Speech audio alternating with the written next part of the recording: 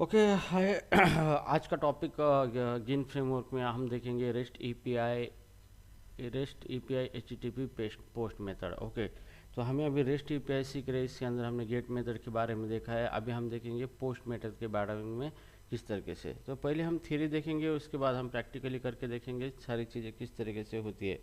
Okay, so just कुछ point मैं आपको लिख देता हूँ। HTTP post method okay.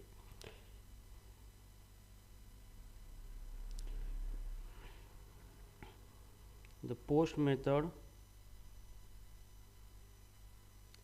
in a REST API typically used to create new resources on a server। ठीक है। सो ये पोस्ट मेथड का मेन पर्पज़ ये होता है कि सर्वर पे कोई नया रिसोर्स आपको क्रिएट करना है by sending some data to server. तो वो रिसोर्स में भी आप उसको डाटाबेस के अंदर सेव करेंगे, या फिर कोई भी डेटा है आपका सेंड करने के बाद एक नया रिसोर्स आप क्रिएट करना चाहते हो सर्वर के ऊपर, तो यहाँ पे पोस्ट मेथड का यूज होता है। ठीक है, तो अभी सबसे पहले हम देखेंगे पोस्ट मेथड किस तरीके से क्रिएट करते हैं। ओके, तो setting up the post route. So point number 1, setting up post route। Okay, so to handle a post request, define a route in GIN using post method। Okay, तो यहाँ पे क्या करना है आपको, पोस्ट मेथड आपको define करना है। तो यहाँ पे आपको पोस्ट मेथड के लिए एक रूट डिफाइन करना पड़ेगा, जिस रूट के ऊपर आप रिक्वेस्ट भेजोगे तो आपकी पोस्ट मेथड कॉल होगी, और उसके साथ जो उसका हैंडलर है वो भी कॉल होगा। ठीक है, तो ये करने के लिए आपको यहाँ पे पोस्ट मेथड यूज़ करना है। ये पोस्ट मेथड आपको यूज़ करना है गिन के अंदर। ठीक है, तो कैसे करना है यहाँ पे देखोगे। जैसे कि मान लो कि यहाँ पे आर इंजन है हमारा, जैसे कि गिन डॉट डिफॉल्ट। ये मेथड क्या करता है, क्रिएट द गिन इंजन।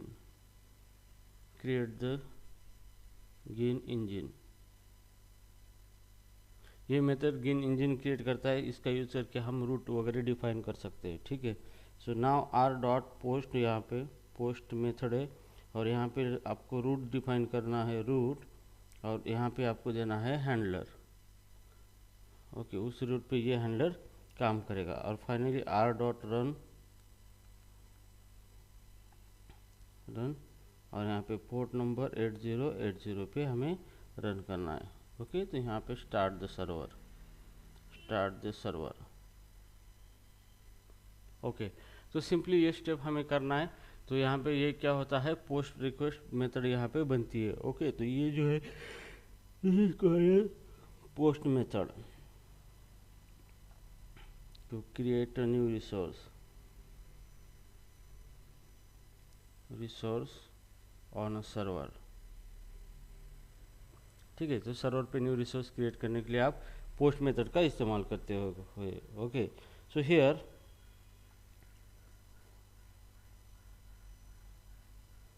अभी हम देखेंगे handling a post request in a controller function.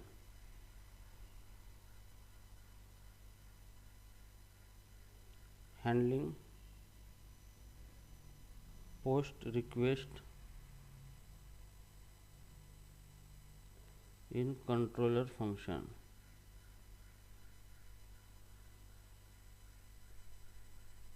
Okay, तो अभी यहाँ पे कंट्रोलर फंक्शन का मतलब क्या होता है कि जहाँ पे आप रिक्वेस्ट लेते हो उसी को कंट्रोलर फंक्शन कहा जाता है। Just 1 second.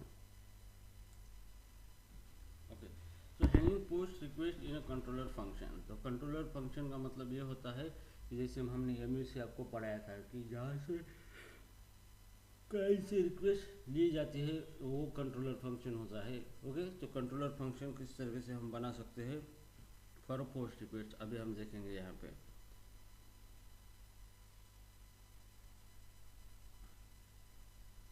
इन controller function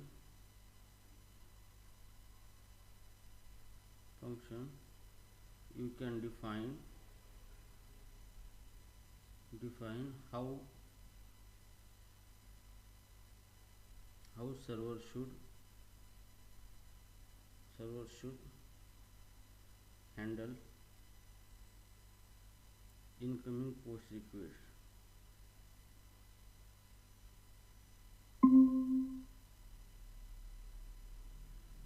incoming post request, ठीक है।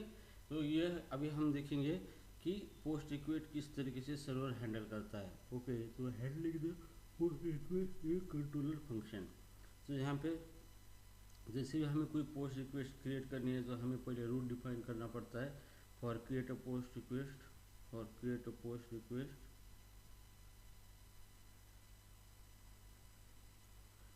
Number 1 define route and number 2 define handler function to handle the request.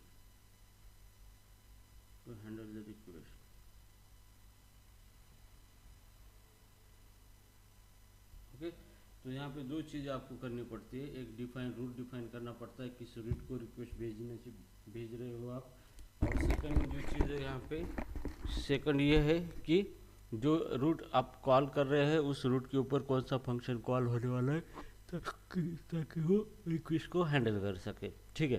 So right now here, तो जैसे कि मैं पहले आपको इंजन बनाना पड़ेगा यहाँ पे। तो e for engine equal to gin framework पे गिन डॉट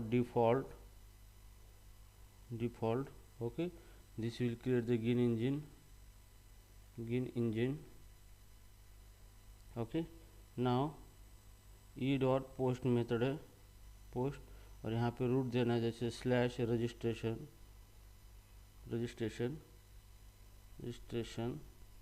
ये रूट है, और इसके ऊपर हैंडल फंक्शन कॉल करना है हमें जैसे कि फंक, और यहाँ पे आपको context object ctx context object देना है, ये इसका टाइप होगा गिन डॉट कॉन्टेक्स्ट। ये फंक्शन है और ये body of a handler function, इसके अंदर आप रिक्वेस्ट हैंडल कर सकते हैं। It is a body of handler function.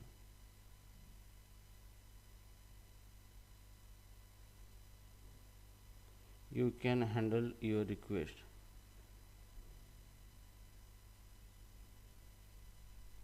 Request here. Okay, तो इसके अंदर आप क्या कर सकते हो, रिक्वेस्ट हैंडल कर सकते हो, ठीक है। अभी हम देखेंगे reading the request body.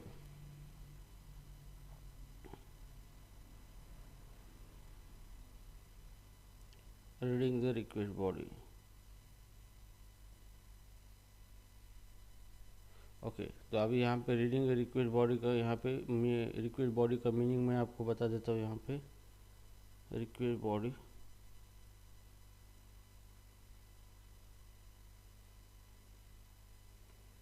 it is a data sent by client to the server using post method। तो रिक्वेस्ट बॉडी का मतलब ये होता है कि क्लाइंट ने पोस्ट मेथड का इस्तेमाल करके कुछ डेटा भेजा है सर्वर को, उसी को रिक्वेस्ट बॉडी कहा जाता है। तो यहाँ पे सर्वर क्लाइंट ने भेजा हुआ जो डेटा है जो कि रिक्वेस्ट बॉडी कैसे रीड करनी है हमें हमारे गिन फ्रेमवर्क के अंदर। ओके, तो अभी वो हम देखेंगे कि अगर यूज़र कोई जेसन डेटा भेजता है सर्वर को, तो डेटा भेजने के बाद सर्वर उस डेटा को किस तरीके से हैंडल करता है, उस डेटा को किस तरीके से रीड करता है, तो ये चीज़ हम अभी देखेंगे, ठीक है। सो राइट नाउ हियर मेन चीज़ ये है नोट ध्यान में रखना है आपको, ध्यान में ये करना है कि you should able to get input from client in a REST API। तो एक चीज़ यहाँ पे ध्यान में रखना है, आपके पास वो स्किल होना चाहिए कि जो भी आपका एपीआई है उसको इनपुट लेना आना चाहिए। जो भी क्लाइंट भेजता है, कॉल करता है, डेटा भेजता है, तो वो आपको लेने आना चाहिए। उसी को कहा है इनपुट। तो आपको इनपुट आपके रेस्ट एपीआई में लेने आना चाहिए। अगर वो नहीं आता है तो आप कुछ नहीं कर सकते। तो सबसे पहले फोकस करो कि क्लाइंट जो भी डेटा सेंड कर रहा है सर्वर को, तो वो डेटा आपको लेने आना चाहिए। ठीक है, उसमें से हमने पहले देखा था कि पाथ पैराम देखा था, क्यूरी पैराम देखा था कि उसके थ्रू डेटा हम रीड कर सके। तो अभी हम देखेंगे जो भी हमारा क्लाइंट है वो सेंड करेगा data using HTTP post method. तो जो भी डेटा जेसन में सेंड करेगा वो जेसन में डेटा हमें लेने आना चाहिए। तो वही कंसेप्ट के ऊपर अभी हम काम कर रहे हैं। ठीक है, so when create a resource, when creating a resource the client typically send a data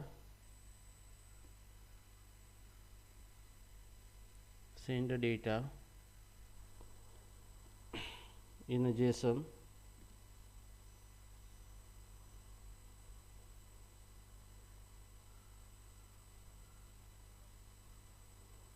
JSON format। Okay, तो यहाँ पे क्या होता है कि क्लाइंट जब भी पोस्ट मेथड का इस्तेमाल करता है रेस्ट एपीआई को रिक्वेस्ट भेजने के लिए, तो नॉर्मली वो क्या करता है, जो भी डेटा सेंड करना का है वो जेसन फॉर्मेट में सेंड करता है सर्वर को। ठीक है, so here you use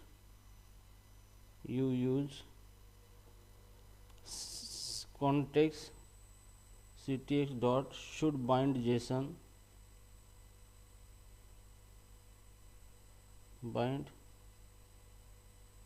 JSON to bind this JSON data to struct। ठीक है, तो यहाँ पे आपको क्या करना है, यहाँ पे अगर जेसन का डेटा लेना है सर्वर का तो आपको स्ट्रक्ट क्रिएट करना है, जिसके अंदर जेसन का जो भी की है सेम की स्ट्रक्ट के अंदर होनी चाहिए। और ये जो कॉन्टेक्स्ट ऑब्जेक्ट का शुड बाइंड जेसन फंक्शन है, इसका इस्तेमाल आपको करना है ताकि आप यूज़र से जैसे डेटा क्या कर सके, इजीली ले सके। ठीक है,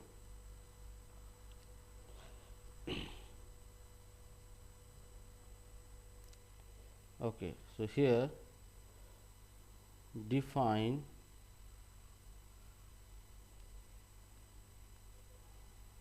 info, define the struct that matches the expected JSON format।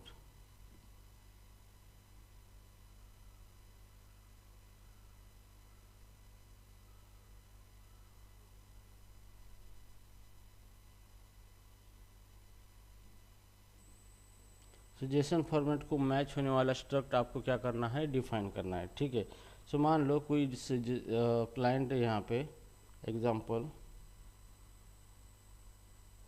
Client है, यहाँ पे client send JSON data to server as follow. तो जैसे कि यहाँ पे जेसन डेटा है, name Raju, age 30, city Pune, ये जेसन डाटा है। ठीक है, तो ये डेटा जेसन है, JSON data sending by client to server. ठीक है, तो ये जो डेटा है जेसन डेटा, ये डेटा सर्वर को भेज रहे हैं थ्रू क्लाइंट के। अब ये डेटा सर्वर के पास लेना है तो सबसे पहले आपको क्या करना है, ये की देखना है। की क्या है, नेम है, एज है और सिटी है। तो सेम की का स्ट्रक्ट बनाना है, जैसे कि on a server side you have to do following things.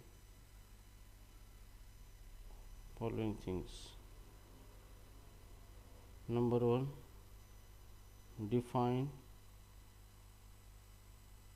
struct for JSON format।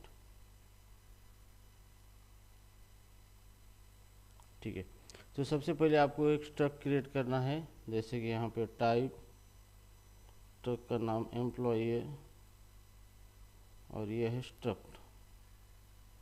अब यहाँ पे जेसन क्या भेजने वाला है, इसकी की ध्यान में रखना है, जैसे नेम है, एज है और सिटी है। ठीक है, तो सेम यहाँ पे नेम,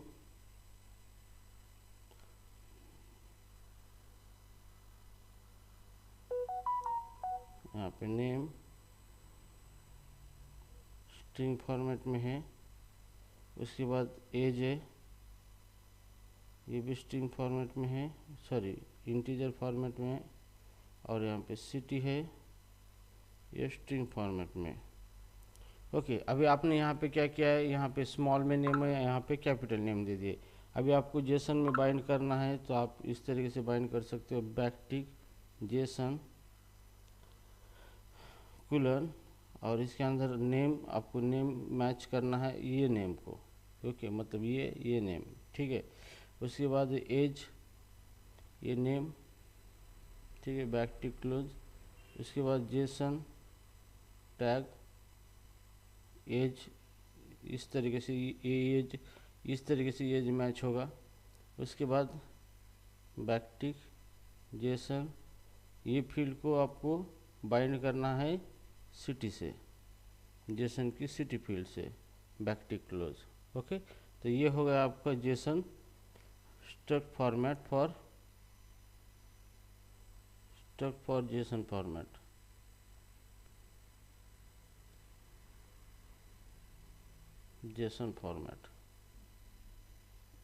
ठीक है, तो यहाँ पे आपने स्ट्रक्ट डिफाइन कर दिया जेसन फॉर्मेट के लिए।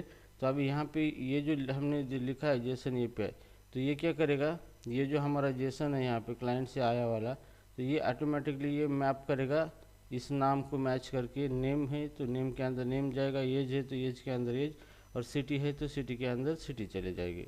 ठीक है, इस तरीके से ये स्ट्रक्ट हमने बनाया है। देन अभी आपको क्या करना है,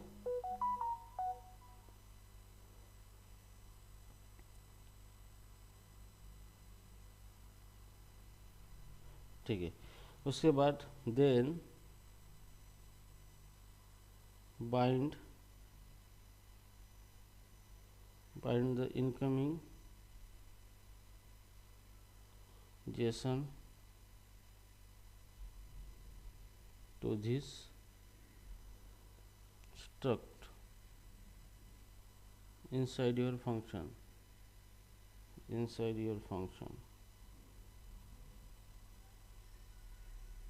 ओके। सो राइट नाउ अभी आपने ये तो स्ट्रक्ट बना लिया है। अभी इसके अंदर आपको क्या करना है, यूज़र का क्लाइंट का डेटा रीड करना है।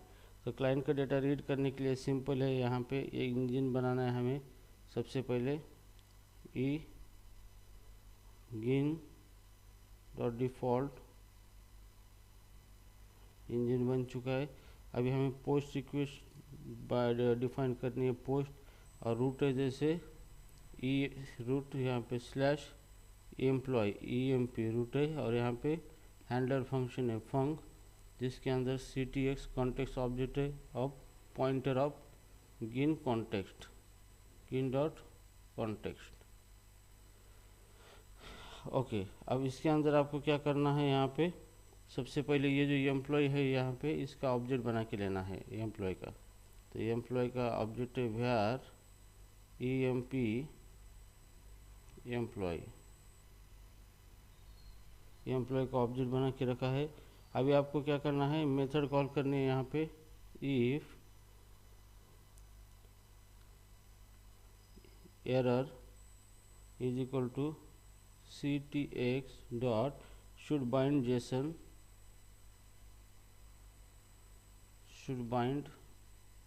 जेसन मेथड आपको कॉल करने, और इसको पास करना है ये एम्प्लॉय का address emp।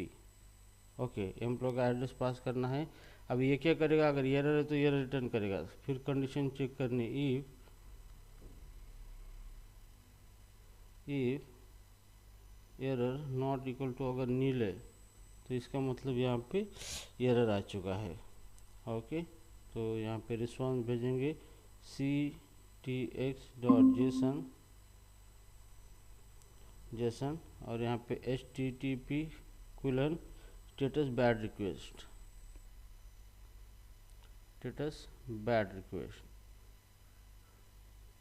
Bad request status आपको भेजना है वहाँ पे, और एरर क्या आया है वो एरर भेजना है, कॉमा सेकंड लाइन गिन डॉट ये क्या है, मैप है ये, और उसके अंदर हम एरर क्या आया है एरर फिर लिखेंगे इस तरीके से, और यहाँ पे जो भी एरर आया है डॉट एरर, जो एरर आया है उस एरर को हम इस तरीके से भेज देंगे क्लाइंट को।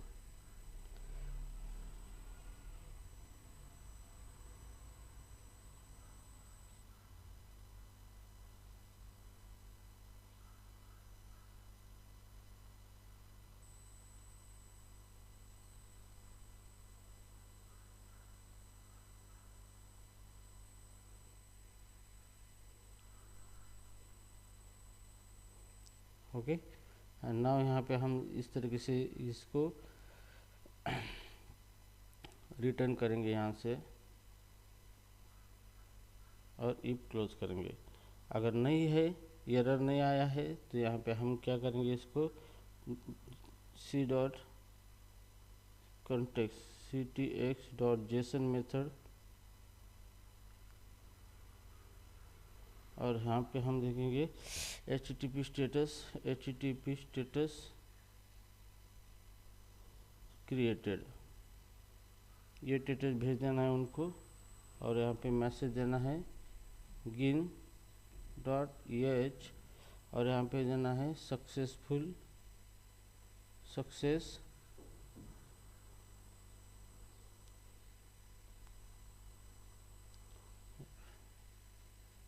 इसको देना है स्टेटस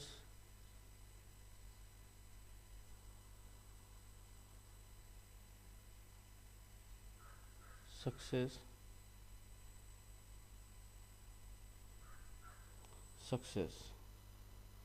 और जो भी डेटा हमने भेजा है यहाँ पे वो उससे इसको भेज देंगे डेटा, जैसे कि emp ऑब्जेक्ट। ओके, तो गाइज इस तरीके से आप क्या कर सकते हो, जेसन डेटा रीड कर सकते हो। तो जेसन डेटा यहाँ पे रीड हो रहा है, तो यहाँ पे क्या हो रहा है, read Jason data, read Jason from a client. Okay, तो यहाँ पे हम क्लाइंट से जेसन रीड कर रहे हैं। अगर एरर आता है तो यहाँ पे एरर रिस्पॉन्स भेज रहे हैं हम, यहाँ पे error response.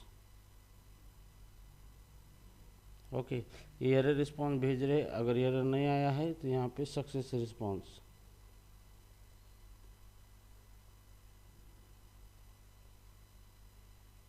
This is called as a success response. ठीक है, तो इस तरीके से आप क्या कर सकते हो, क्लाइंट से डेटा ले सकते हो, और जो क्लाइंट का जेसन में डेटा ले सकते हो आपके गिन के अंदर।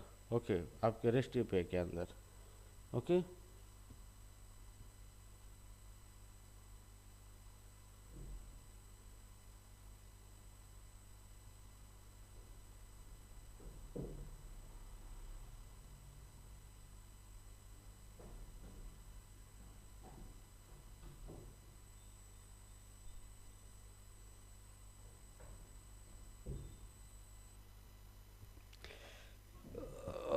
ओके, समझ में आया ये किस तरीके से हो रहा है? यस, समझ में आया, ठीक है। तो अभी हम इसको क्या करेंगे, प्रैक्टिकली करके देखेंगे। अभी ये जो आज जो हमने पढ़ा है इसी को प्रैक्टिकली करके देखेंगे हम अभी। ओके, चलेगा। इसका प्रैक्टिकल लेने से पहले हमें क्या करना है, थोड़ा सा कॉन्सेप्ट देखना है कोर्स का, उसके बाद हम इसका प्रैक्टिकल कर सकते हैं। आसानी से। तो अभी हम इसका प्रैक्टिकल नहीं करेंगे, ठीक है। तो अभी ये चीज़ मैंने बताई है, इस तरीके से हमें काम करना है। तो इसको बाद में प्रैक्टिकल देखेंगे। इसका प्रैक्टिकल देने से पहले हमें एक कॉन्सेप्ट पढ़ना है, that is a course.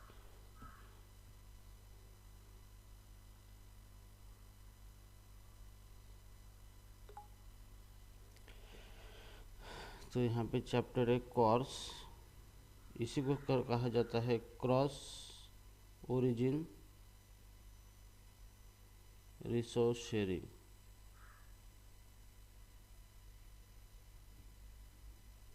Okay,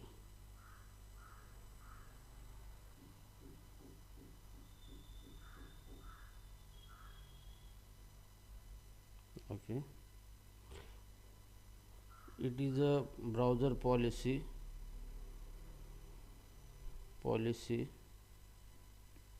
that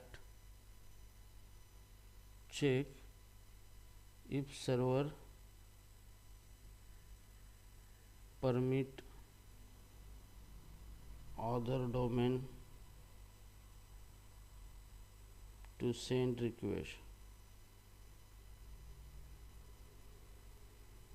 If not, then browser block that request. Okay, so cross का मतलब, कॉर्स का मतलब ये होता है कि cross origin resource sharing. Okay, मतलब यहाँ पे आपके दो एप्लीकेशन अलग अलग है। ओके, मान लो कि आपका एक एप्लीकेशन इस तरीके से है और ये दूसरा एप्लीकेशन इस तरीके से है, ठीक है। तो मान लो कि ये गोलैंग एप्लीकेशन है, गोलैंग, और यहाँ पे ये एंगुलर है जावास्क्रिप्ट, कोई भी फ्रंट एंड है। ओके, अगर इसको रिक्वेस्ट, मतलब ये दो एप्लीकेशन अलग अलग है, तो ये है जैसे कि xyz.com और ये है abc.com। ओके, तो दो अलग अलग क्या हो गए, ओरिजिन हो गए। तो ये हो गया ओरिजिन, इसी का नाम है ओरिजिन, और इसका ओरिजिन क्या हो गया, ये xyz, ये ओरिजिन हो गया इसका। ओके, अभी ये क्रॉस ओरिजिन है, मतलब ये डिफरेंट ओरिजिन, मतलब xyz से रिक्वेस्ट अगर गोलैंग को जा रही है यहाँ पे। ओके, तो ये कौन सा क्रॉस ओरिजिन हो रहा है। ओके, सेम ओरिजिन नहीं है, मतलब ओरिजिन ये जो है xyz ओरिजिन रिक्वेस्ट सेंड कर रहा है किसको, abc.com को। ओके, तो यहाँ पे गोलैंग ब्राउज़र को भेजता है कि आप अलाउ करना है या नहीं क्या करना है। ओके, तो ब्राउज़र रिक्वेस्ट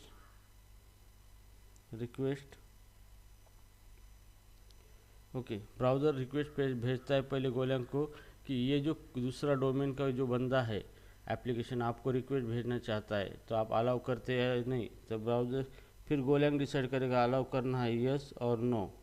ओके, उसने यस कर दिया तो यहाँ पे डायरेक्ट रिक्वेस्ट फिर चले जाएंगे यहाँ पे, अगर यस कर दिया तो EPS, और अगर नो कर दिया यहाँ पे तो रिक्वेस्ट यहाँ पे नहीं जाएगी, इफ नो। ओके, तो इस तरह की जो भी पॉलिसी होती है उसी को कॉर्स कहा जाता है। ओके, तो अगर आप काम करते हो फ्रंट एंड पे, तो यहाँ पे बहुत सारी दिक्कतें आती है फ्रंट एंड पे डेवलपर को, ये कॉर्स की एरर बहुत आते हैं। क्यों? क्योंकि ये अच्छी तरीके से कॉन्सेप्ट पता नहीं है कि ये किस तरीके से काम करता है, ठीक है। तो क्रॉस का मतलब यही होता है कि दो अलग अलग डोमेन एक दूसरे को रिक्वेस्ट भेजते हैं, तो एक सर्वर उस रिक्वेस्ट को अलाउ करना है या नहीं करना है उससे कंफर्मेशन ब्राउज़र लेता है, और वो अगर अलाउ करता है तो रिक्वेस्ट भेज देता है, अगर नहीं अलाउ करता है तो रिक्वेस्ट को ब्लॉक कर देता है। तो ये एक ब्राउज़र की पॉलिसी है कॉर्स लेके। Okay, here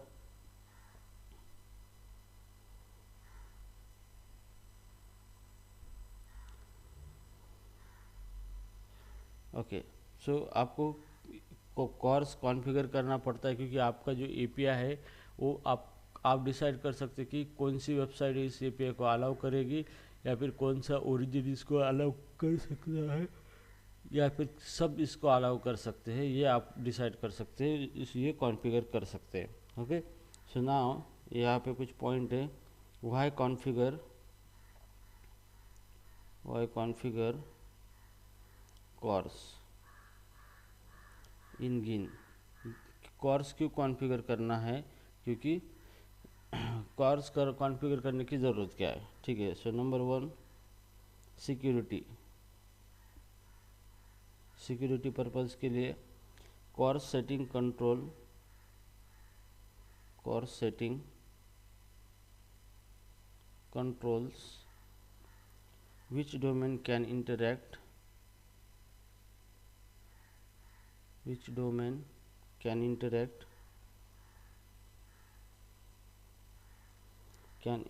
with your API. Is your API helping to prevent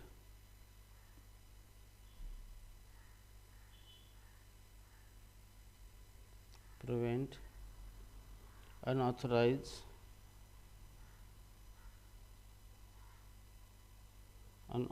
access?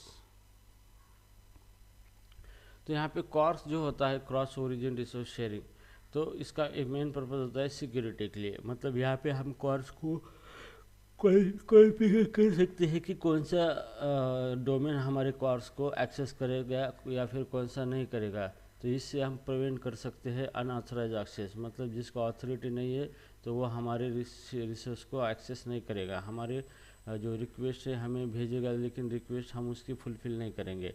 तो यहाँ पे एक सिक्योरिटी इशू के लिए कॉर्स को हम कॉन्फ़िगर करते हैं यहाँ पे, ठीक है। नाउ सेकंड है functionality.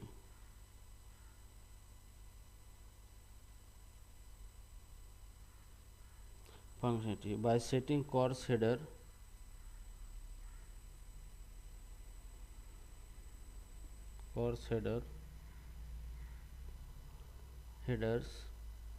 you allow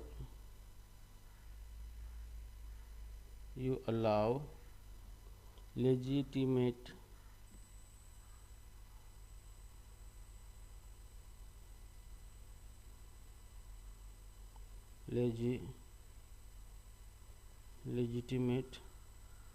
request from specified origin.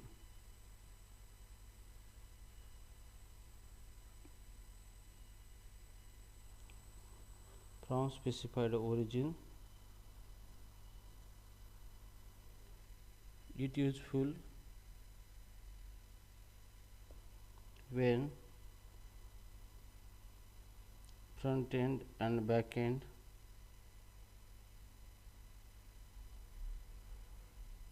are from different origin.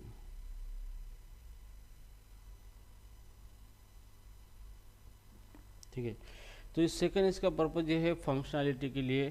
तो यहाँ पे हम डिफाइन कर सकते हैं कि कौन इस हमारे एपीआई का कौन एक्सेस कर सकता है या फिर कौन एक्सेस नहीं कर सकता है। ओके, तो ये सारी चीज़ें हम यहाँ पे इस तरीके की फंक्शनैलिटी भी बना सकते हैं कि हमारे वेब एपीआई को कौन सी वेबसाइट या ऑर्डर या कौन सा डोमेन वही एक्सेस कर सकता है हमारे एपीआई को। ओके, तो ये भी चीज़ हम यहाँ पे डिफाइन कर सकते हैं। स्पेशली ये कब होता है, जब front end and back end are from a different origin, अलग अलग ओरिजिन से एक दूसरे को रिक्वेस्ट भेज रहे होते हैं। ओके, तो हियर अभी तो यहाँ पे देंगे basic CORS middleware with गिन।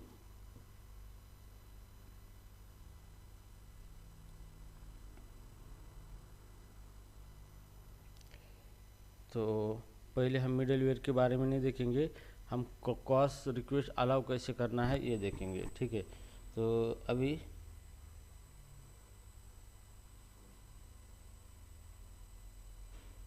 Basic course configuration,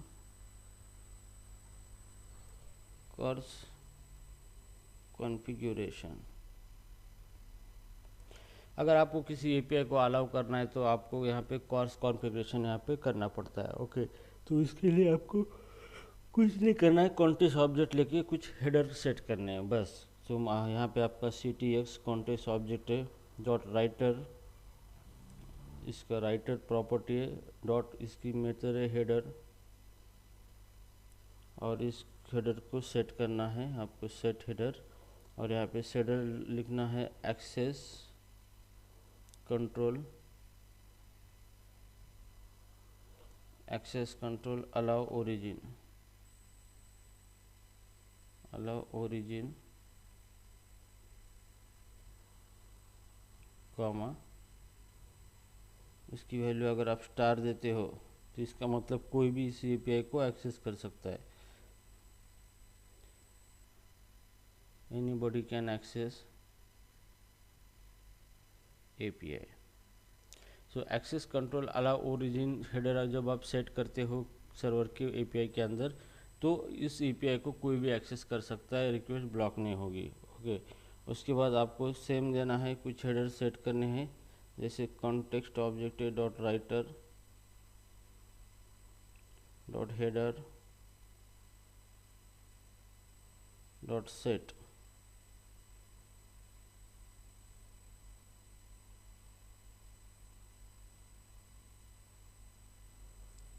okay, dot set, और इसके बाद इसके साथ हम access control allow method, access control allow method. तो आप यहाँ पे डिसाइड कर सकते हो कि कौन सी मेथड से आपको रिक्वेस्ट आनी चाहिए। तो यहाँ पे आप मेथड लिख सकते हो, यहाँ पे पुट मेथड है, गेट मेथड से भी रिक्वेस्ट सेंड कर सकते हैं, पोस्ट से भी रिक्वेस्ट एक्सेप्ट कर सकते हैं यहाँ पे। ठीक है, तो आप डिसाइड कर सकते हैं कि जो भी आपका एपीआई है उसको कौन से मेथड से रिक्वेस्ट आनी चाहिए। ओके, तो ये हेडर ये आपको मेंशन करना पड़ता है। ठीक है, उसके बाद और बहुत सारे हेडर्स है यहाँ पे कि आप हेडर कौन सा सेट करना है, आपको कौन से हेडर होने चाहिए, क्या होने चाहिए। ठीक है, तो वो उतना हम बाद में देखेंगे यहाँ पे।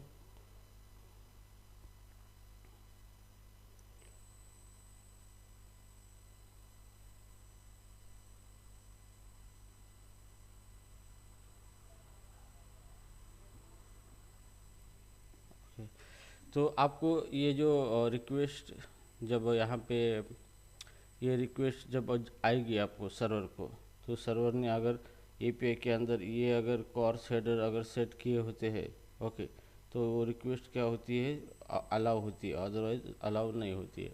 ठीक है, तो चलो अभी प्रैक्टिकली करके देखेंगे हम यहाँ पे कॉर्स के बारे में। इतना ठीक है, फिलहाल हम इसको बाद में देखेंगे इन डिटेल कॉर्स के बारे में, कॉर्स को किस तरीके से कॉन्फ़िगर करके हमें क्या करना है, प्रॉब्लम को सॉर्ट आउट करना है।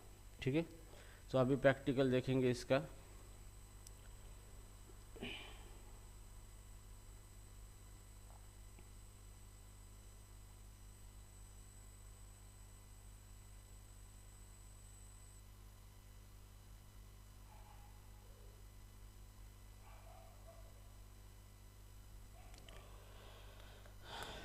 ओके,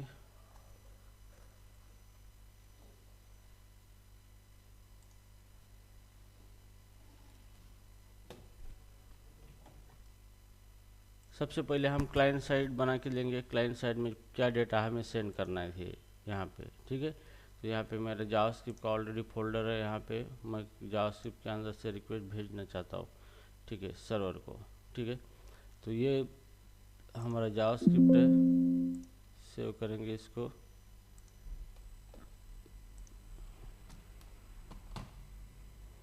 ओके, यहाँ पे देखेंगे fetch .html, तो यहाँ पे लिखेंगे HTML5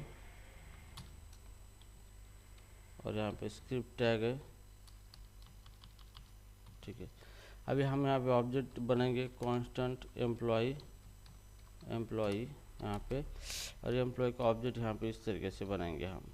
ठीक है, जैसे कि एम्प्लॉय का नेम है इसका राजू, इसका एज है 50, सिटी है इसका पर्ली, सैलरी इसकी 5000 रुपीज़। ठीक है, तो ये हमारा जावास्क्रिप्ट का ऑब्जेक्ट बन चुका है। अभी हमें क्या करना है, इस ऑब्जेक्ट को पहले स्ट्रिंग में कन्वर्ट करके लेना है। ओके, जेसन में कन्वर्ट करके लेना है। तो कांस्टेंट emp जेसन, और यहाँ पे जेसन डॉट स्ट्रिंगिफाई मेथड यहाँ पे, तो ये क्या करेगा, जावास्क्रिप्ट ऑब्जेक्ट को जेसन स्ट्रिंग में कन्वर्ट करेगा। ठीक है, इसको पास करना है एम्प्लॉय, यहाँ पे हमारा एम्प्लॉय ऑब्जेक्ट पास करना, ये जेसन स्ट्रिंग में कन्वर्ट हो गया। ये अभी आपको यूज करना है फेच एपीआई सर्वर को डेटा भेजने के लिए। तो अभी कांस्टेंट यूआरएल आपको मेंशन करना है। तो यूआरएल हम देंगे यहाँ पे http://localhost:8080 पोर्ट नंबर, और यहाँ पे रजिस्ट्रेशन नाम से यूआरएल हमने दे दिया यहाँ पे। ठीक है, यूआरएल रजिस्ट्रेशन नाम से दे दिया। अभी हमें क्या करना है, फेच एपीआई का इस्तेमाल करना है। तो यहाँ पे फेच एपीआई ये फंक्शन है। ठीक है, इसके अंदर हमें सबसे पहले यूआरएल देना है, यूआरएल, और उसके बाद देना है अलग अलग ऑप्शंस यहाँ पे। ओके, तो पहला ऑप्शन यहाँ पे देना है मेथड, कौन सी मेथड को हम भेजना चाहते हैं, मेथड पोस्ट यूज करना चाहते हैं हम यहाँ पे। ठीक है, दूसरी हम दे देंगे हेडर्स, हेडर हमें सेट करना है, हम कौन सा हेडर से पास करने वाले हैं इसके अंदर, जैसे कि कंटेंट टाइप, हम किस तरह के कंटेंट भेज रहे हैं। तो कंटेंट टाइप और कोलन देखिए हम यहाँ पे भेज रहे एप्लीकेशन/जेसन, क्योंकि हम जेसन डेटा भेज रहे हैं, इसलिए हमें ये हेडर के अंदर मेंशन करना ज़रूरी है यहाँ पे। ठीक है, उसके बाद हेडर हमने दे दिया। अब हमें बॉडी देनी है कि हम क्या डेटा भेजने वाले हैं। तो यहाँ पे बॉडी, और बॉडी के अंदर हम क्या भेजने वाले हैं, जो कि हमारा जेसन स्ट्रिंग भेजने वाले, EMP जेसन। इसको हम body equal to EMP JSON हम यहाँ पे लगाएंगे। ठीक है, तो ये हो गया हमारा फेच एपीआई। और जैसे भी ये फेच एपीआई रिक्वेस्ट सेंड करेगा, तो यहाँ पे ये देन मेथड कॉल होगा यहाँ पे, और ये देन मेथड के अंदर वो रिस्पॉन्स भेजेगा, रिस्पॉन्स। ओके, अब ये देन मेथड के अंदर रिस्पॉन्स भेजेगा, तो इसके अंदर हम एक एरो फंक्शन कॉल बैक देना है हमें। ओके, ये रिस्पॉन्स भेजेगा, और यहाँ पे इफ इज नॉट रिस्पॉन्स.ओके मतलब रिस्पॉन्स ठीक नहीं है, तो ये एक एक्सेप्शन रेज करेगा, थ्रो न्यू एरर थ्रो करेगा यहाँ पे, और एरर के अंदर यहाँ पे दे देगा response.टेस्टकोड,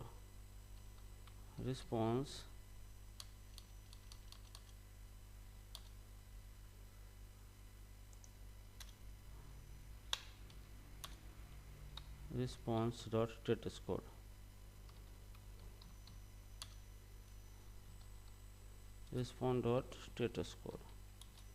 स्टेटस टेक्स्ट। ओके, यह है भेजेगा यहाँ पे। ठीक है, अगर प्रॉब्लम आता है यहाँ पे, ठीक है, अगर प्रॉब्लम नहीं आता है तो हम इसको रिटर्न करेंगे, रिटर्न रिस्पॉन्स को। ओके, रिस्पॉन्स को हम जैसे रिटर्न करेंगे तो उसमें से response.json मेथड है उसकी, ये जेसन डेटा को हम क्या करेंगे, रिटर्न करेंगे। जैसे भी ये रिटर्न होगा जेसन डेटा सर्वर से, तो फिर हम इसको देन मेथड लगाएंगे और हमारा डेटा यहाँ पे ले लेंगे यहाँ पे। तो फिर से एक फंक्शन पास करना है आपको इस तरीके से। ओके, यहाँ पे तो यहाँ पे हमारा एक्चुअल डेटा आएगा, तो हम यहाँ पे console.log डेटा हम प्रिंट करेंगे। यहाँ पे एक्चुअल डेटा जो आया है हमारा यहाँ पे डेटा, ठीक है, इस तरीके से। और अगर एरर आया है तो कैच में एरर दे देंगे हमें, अगर कोई एरर ही आया है तो कैच करेंगे एरर को, एरर, और यहाँ पे इसके अंदर कॉल बैक देनी है, यहाँ पे एरर console.log एरर को लॉक करेंगे हम यहाँ पे,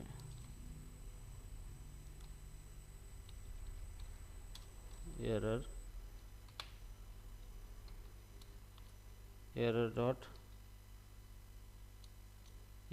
को हम यहाँ पे लॉक करेंगे और यहाँ पे सेमीकोलन दे देंगे। ठीक है, तो ये हो गया क्लाइंट साइड का कोड सर्वर को रिक्वेस्ट भेजने के लिए। ओके, तो यहाँ पे ये ऑब्जेक्ट बनाया है, ये डेटा सर्वर को भेजना है, उसको स्ट्रिंग में कन्वर्ट करके ले आया है, फिर हमारे सर्वर का यूआरएल यहाँ पे दिया है, और यहाँ पे फेच एपीआई यूज़ किया है, मेथड पोस्ट यूज़ किया है, हेडर सेट किया है, कंटेंट टाइप एप्लीकेशन जेसन, हम जेसन कंटेंट भेजना चाहते, और ये बॉडी है, यहाँ पे डेटा भेज रहे हम एम्प्लॉय जेसन, जो कि ये डेटा जेसन में कन्वर्ट किया है हमने।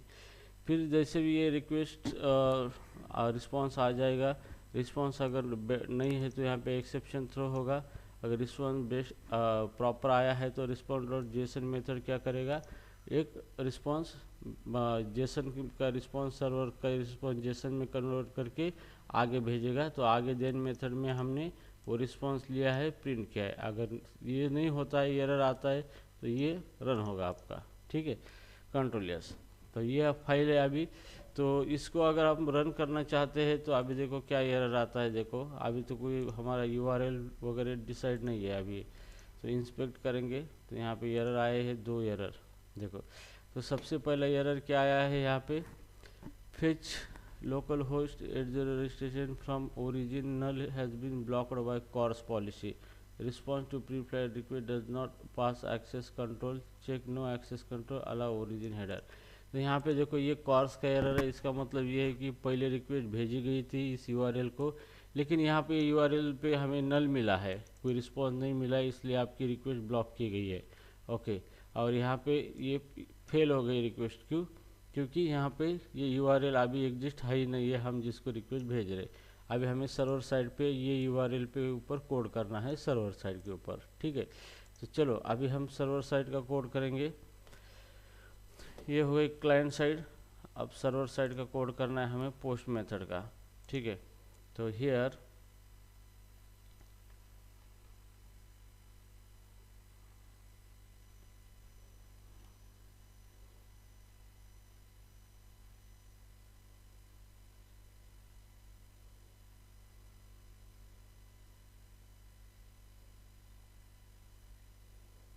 ठीक है, तो एक नया फोल्डर क्रिएट करेंगे यहाँ पे।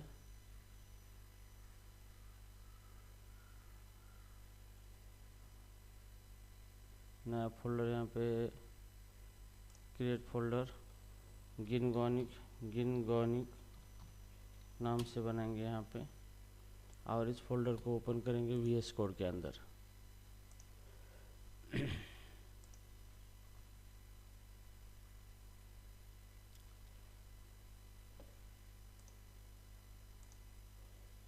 ओके, तो यहाँ पे एक फाइल बनाएंगे हम यहाँ पे, जैसे कि गिन main.go फाइल बनाएंगे हम यहाँ पे। ओके, तो यहाँ पे सबसे पहले बनाएंगे पैकेज मेन, ठीक है, मेन फंक्शन है यहाँ पे, इसके अंदर हमारा प्रोग्राम स्टार्ट हो जाएगा। अभी टर्मिनल ओपन करना है और हमें मॉड्यूल बनाना है यहाँ पे।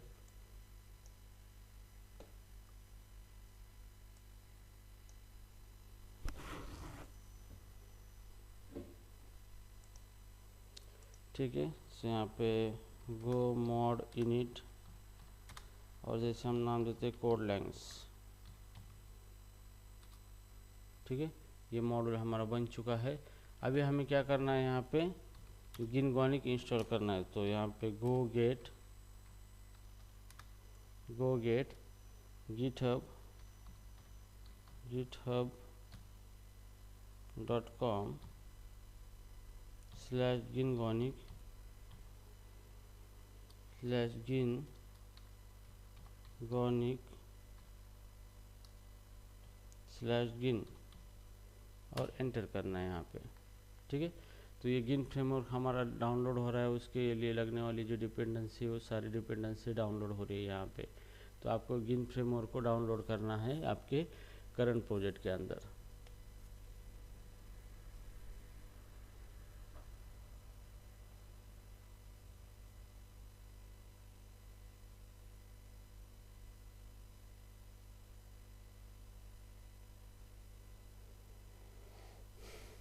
अभी टाइम ले रहा है। तो ये हमारा पूरे गिनगॉनिक की पूरे डिपेंडेंसी इंस्टॉल हो चुकी है यहाँ पे। ओके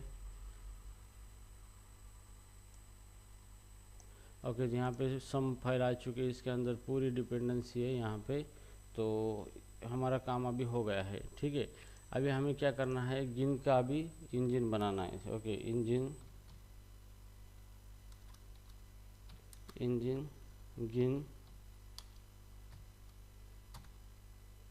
गिन डॉट डिफ़ॉल्ट। ओके, तो यहाँ पे गिन का इंजन बन चुका है, गिन डॉट डिफ़ॉल्ट नाउ। उसके बाद अभी हमें सबसे पहले स्ट्रक्ट यहाँ पे बनाना है, टाइप एम्प्लॉय नाम से स्ट्रक्ट टाइप है। ठीक है, आपको ध्यान रखना है कि जो क्लाइंट से क्या जेसन आने वाला है, ये नेम, एज, सिटी, सैलरी।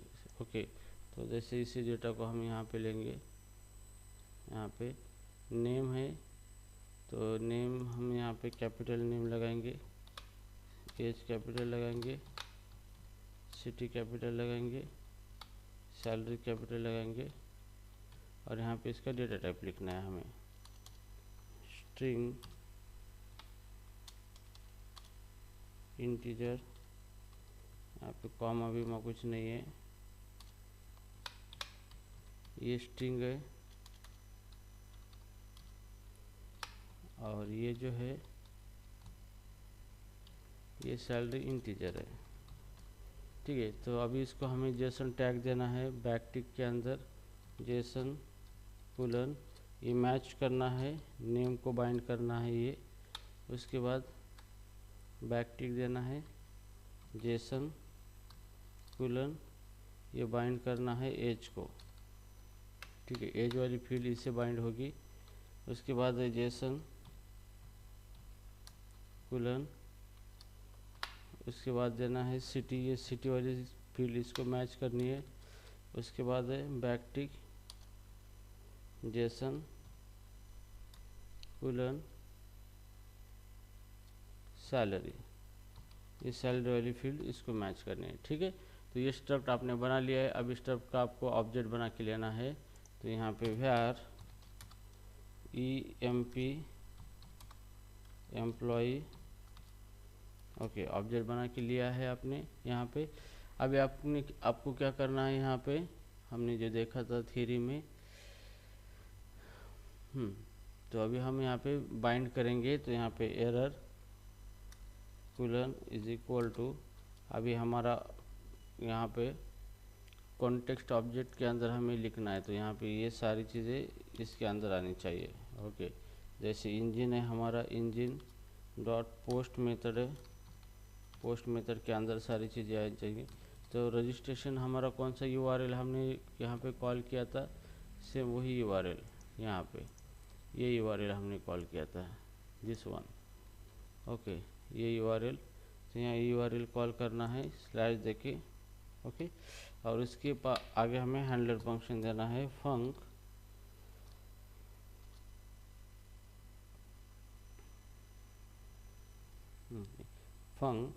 और इस फंक्शन के अंदर हम दे देंगे ctx कॉन्टेक्स्ट ऑब्जेक्ट, ये पॉइंटर है गिन डॉट कॉन्टेक्स्ट का, ठीक है, और इसके अंदर हमें कोड लिखना है सब कुछ। ठीक है, तो ये एम्प्लॉय है, इसी के अंदर ही हम कोड लिखेंगे सारा। ओके, अब ये जो एरर है यहाँ पे,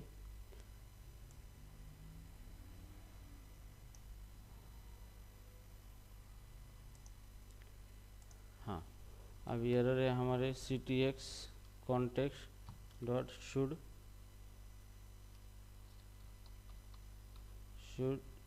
bind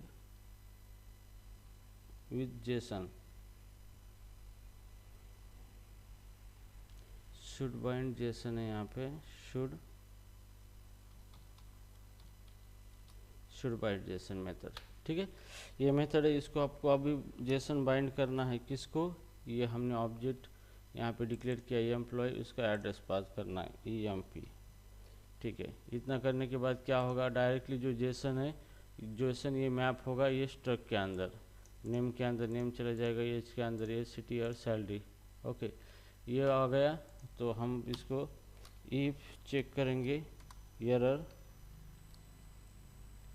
if error not equal to, अगर नील है एरर नील नहीं है, तो मतलब एरर आया है यहाँ पे। ठीक है, तो हम यहाँ पे क्या करेंगे, जेसन में रिस्पॉन्स भेजेंगे, Jason ctx dot JSON method है इसकी, ctx डॉट जेसन मेथड है। अब जेसन में http डॉट, यहाँ पे हम देखेंगे status bad request, status bad request.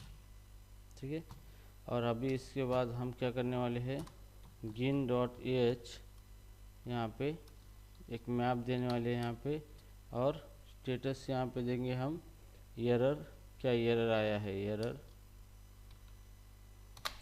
और एरर जो भी आया है यहाँ पे एरर दे देंगे, एरर डॉट एरर, मतलब जो एरर आया है वो एरर हम यहाँ पे दे देंगे। ठीक है, और यहाँ से रिस्पांस रिटर्न हो जाएगा, ऊपर नीचे नहीं आएगा यहाँ पे रिटर्न। अगर एरर नहीं आया है यहाँ पे तो हम सर्वर से क्या करेंगे, पॉजिटिव रिस्पांस भेजेंगे यहाँ पे, context dot ctx dot Jason, और यहाँ पे http स्टेटस भेजेंगे, http status dot status created. ठीक है, स्टेटस हमने क्रिएट, मैंने मतलब रिक्वेस्ट स्टेटस क्रिएटेड मतलब जो भी रिक्वेस्ट भेजी है पोस्ट उसने रिसोर्स क्रिएट किए हैं सक्सेसफुली। ठीक है, और यहाँ पे हम भेजेंगे गिन डॉट एच, और इसके अंदर message success status equal to success. ठीक है, और हम डेटा भेजेंगे, जो डेटा है सेम जो डेटा लिया था उसी को भेजेंगे, डेटा कॉमा emp, ये ऑब्जेक्ट emp। ओके, तो ये हो गया आपका सिंपल सा रेस्ट एपीआई पोस्ट रिक्वेस्ट वाला। ठीक है, तो जैसे ये पोस्ट रिक्वेस्ट इसको चले जाएंगी तो यहाँ पे जो भी डेटा है वो एम्प्लॉय को बाइंड किया हमने, और सब यहाँ पे एम्प्लॉय जो है वो डिफाइन करके रखा है सेम फॉर्मेट में जैसे जेसन है उसी फॉर्मेट में। ठीक है, फिर यहाँ पे शुड बाइंड जेसन मेथड से जो भी जेसन है वो बाइंड किया है एम्प्लॉय स्ट्रक्ट को, और फिर यहाँ पे एरर हैंडलिंग किया है और एरर दिया है हमने यहाँ पे। ठीक है, तो चलो अभी इसको रन करना है, तो यहाँ पे सर्वर को रन करना पड़ेगा, इंजन डॉट रन मेथड है यहाँ पे, और इसको पास करना है हमारा स्ट्रिंग में अंदर 8080 सर्वर पोर्ट पे ये स्टार्ट होगा। ठीक है, तो चलो अब इसको रन करके देखते हैं। ये सर्वर को cls कमांड का इस्तेमाल करेंगे, गो रन main डॉट गो। ठीक है, ये रन हो रहा है हमारा सर्वर। ओके, तो ये रन हो चुका है, अभी इसको अलाउ करना है आपको। ओके, 8080 पे रन हो रहा है ये। ठीक है, अभी हम क्या करते हैं, जो हमारी रिक्वेस्ट है रिक्वेस्ट सेंड करके देखेंगे। अभी यहाँ पे रिफ्रेश कर दिया यहाँ पे, अभी यहाँ पे ये क्या है, फिर भी रिक्वेस्ट हमारी ब्लॉक हो चुकी है क्रॉस ओरिजिन की वजह से। तो ब्लॉक रिक्वेस्ट है, इसलिए अभी हमें क्या करना है, इसके अंदर हेडर सेट करना पड़ेगा रिक्वेस्ट के अंदर यहाँ पे। तो यहाँ पे हम हेडर सेट करेंगे यहाँ पे इस तरीके से। तो हमने हेडर की कैसे सेट किए थे यहाँ पे, हाँ कॉन्टेक्स्ट ऑब्जेक्ट है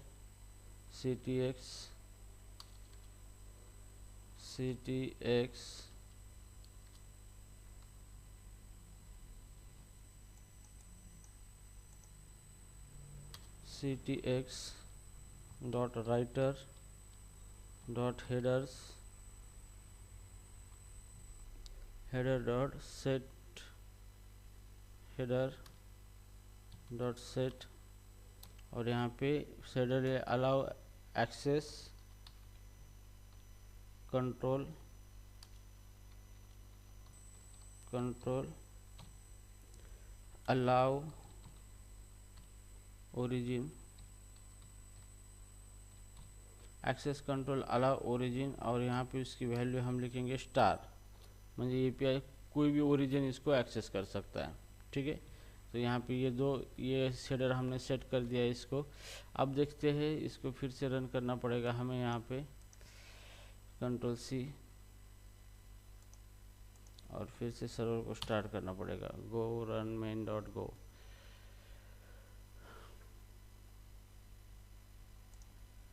यस,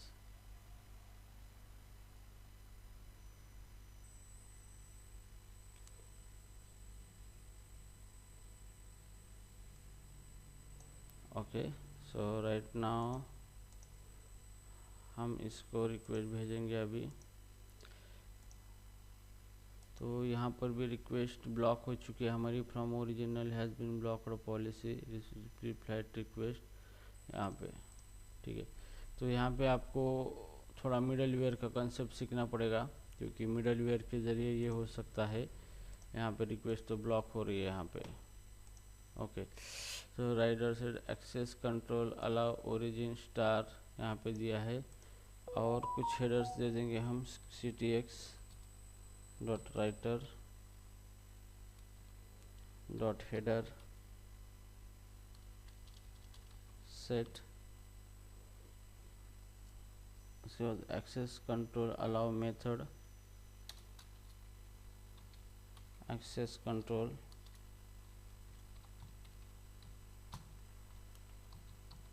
अलाउ मेथड,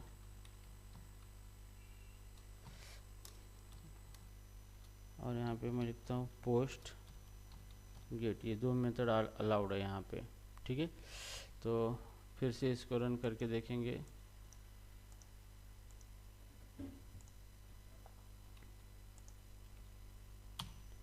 रन करेंगे इसको।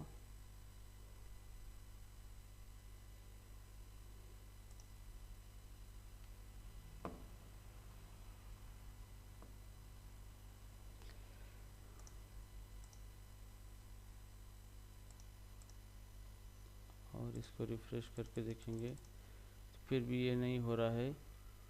From original has been blocked by CORS policy to preflight request does not pass access control check, no access allow origin header is present on the request resource if opaque server meet the response mode. Okay, engine dot use, और engine dot use के अंदर हमें एक function पास करना है यहाँ पे, ये फंक्शन। अब ये जो हेडर है, ये हेडर इस फंक्शन के अंदर ही रखना पड़ेगा। ये हेडर्स ये ओके, इस फंक्शन के अंदर रखना पड़ेगा। और हमें चेक करना है ऑप्शन रिक्वेस्ट है या नहीं है। तो if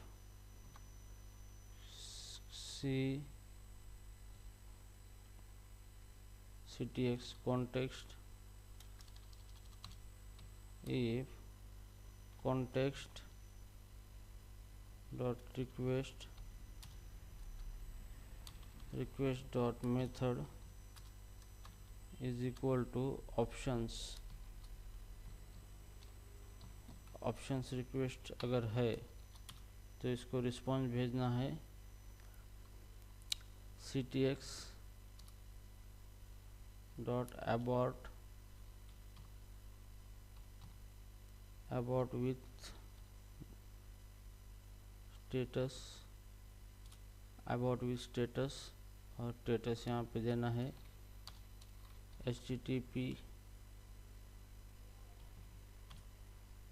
status no content, status no content, ये स्टेटस देना है। और यहाँ से रिटर्न कर देना है इसको, रिटर्न, और आगे जाके context dot ctx dot next, ये कॉन्फ़िगरेशन आपको करना पड़ेगा यहाँ पे। ठीक है, तो पहले ये रन होगा। यहाँ पे पहले ब्राउज़र ऑप्शन रिक्वेस्ट सेंड करेगा, उसको ऑप्शन रिक्वेस्ट के अंदर वो फिर से ये हेडर सेट करके क्या करेगा, वो इसको रिस्पॉन्स देगा, रिक्वेस्ट अबॉर्ट कर देगा। और बाद में ये ओरिजिनल रिक्वेस्ट यहाँ पे भेज देगा। ठीक है, तो इसको फिर से रन करना पड़ेगा। अभी Ctrl+C को रन main.go।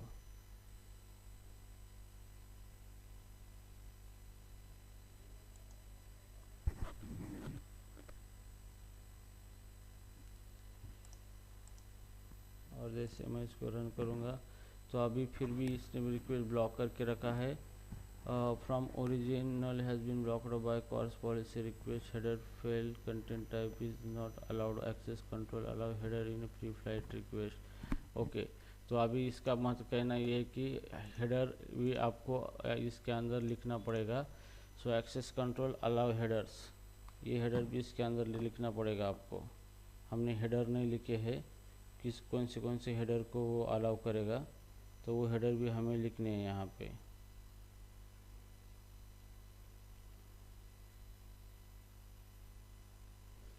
ठीक है, तो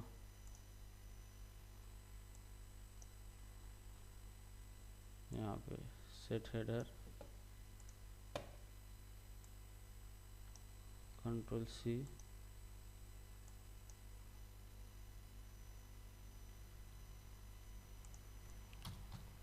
Ctrl+V, access control allow headers.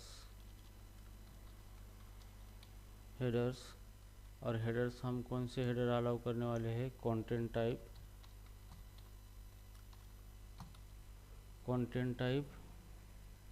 Content length, content length,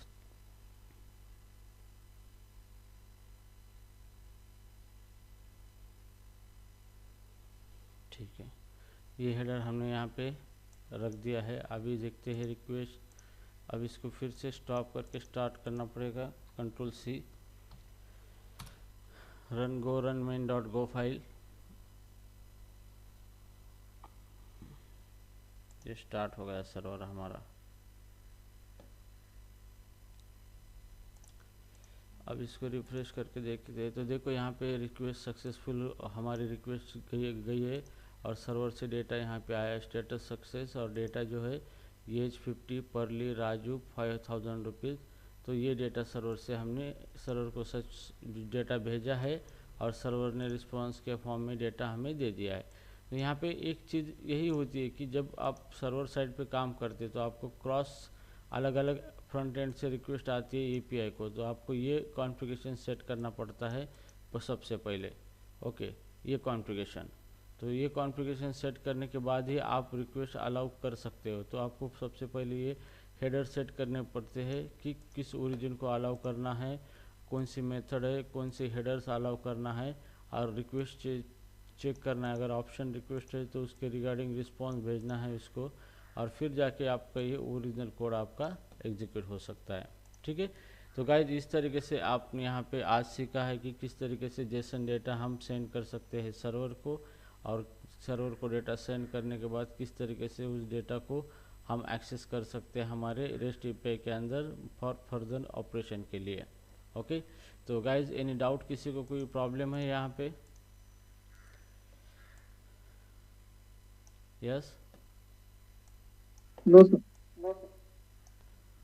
समझ